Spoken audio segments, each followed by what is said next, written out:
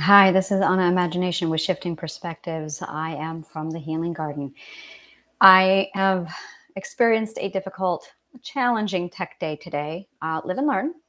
And my first lesson is that the chat that I use on the sidebar here to document everything for some reason vanishes or does not record or save once I'm done with the video. So my method of making notes while I talk and bookmarking timestamps actually does not work. Like it's moot. So I have to come up with a different method that I will be applying later. That being said, I also ran out of juice. My computer shut down, and afterward, I had this massive umbrella comprehension. It's one of my favorite things about philosophizing. Is philosophizing is my word. Is when you reach a conclusion, there is this, okay, I understand X, I have a new belief. Now I'm going to take a step back and see the perspective shift, and I can stand on the outside of the perspective and look at the whole thing from an umbrella point of view, omniscient point of view, where I can understand and see things more clear. And then I do a summary. So my whole 7-minute summary was lost, basically. It shows that the video is an hour long when it's only 54 minutes. So and this was also the second take of the day. I had started a previous video, which I know I kept it, and it's called bloopers. And I try and talk on it, but my cat decided to chase a screw. So I'm learning. It's, growing pains. So I want to say thank you very much for tolerating my growing pains as I figure everything out, establish my identity, and decide the best direction to take the healing garden into. And honestly, this whole week has just been nothing but breakthrough, realization, and shifting things so that I get a more focused direction as to where I'm going with the healing garden. So today, I just want to do a quick summary on what exactly it was that I talked about. I was explaining how the ego is basically on this spectrum and how ego is very much self-love, and that there are three sections of the spectrum. There is basically too much humility and no value. There is no humility and too much value. And then in the middle is this beautiful sweet spot. And every spectrum has a sweet spot. This is black and white thinking, by the way, when you're either here or here. And that is a trauma response. I'll get into that in a later video. But right here, we want to hone into that sweet spot. That's where everything is balanced beautifully so that you don't see things as black and white. You're in that beautiful, sweet gray area where you have a compound emotion, which is the accumulation of humility and value. And when you have humility and value, you have the ability to build a defense system. That's where you start putting down boundaries. That's where you start enforcing your boundaries. And the more you do that, the more you can take action. This is where action and voice, behavior and voice come together as a defense system to protect and preserve the identity. So in your subconscious mind, you have your subconscious, which is who I call Rick, the subconscious. And all the subconscious does is mission, keep the identity safe, preserve and protect the identity. And to do this protection, it has a defense system. This is where our boundaries come from, our ability to use our voices and our behaviors to enforce and preserve the identity. Later, I'm going to talk more about what that looks like. But for now, we're just going to focus right into that little sweet spot.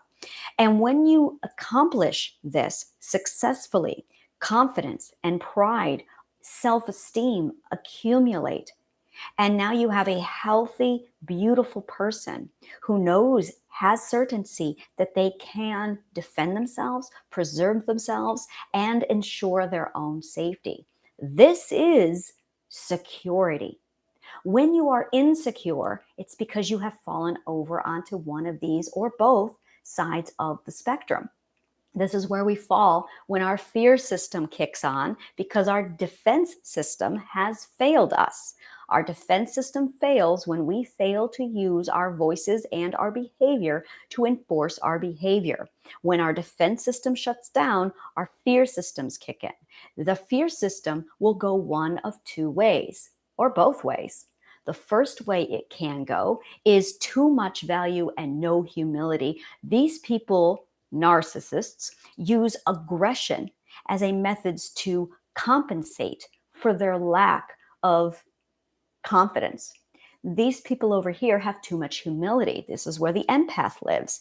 These people feel no value. Their value is completely depleted, and now they have too much humility. They have no sense of self-worth. This is where suicide, this is where empath, this is where depression exists.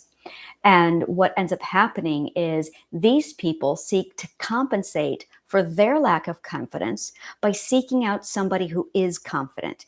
In turn, these people seek to control people as a means to gain their confidence. And now you have codependency, so that you have this person seeking to compensate their lack of value, and this person seeking to compensate their control and lack of confidence by seeking out controlling this person.